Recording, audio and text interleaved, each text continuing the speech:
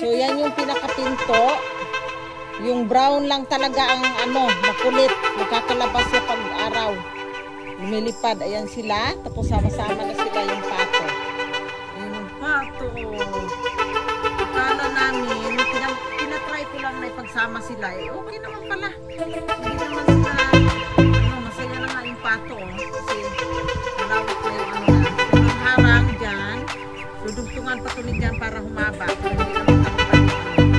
Yan, ito yung pinakaharang yan. Pumili siya dito. So wala na sila dito. Na to,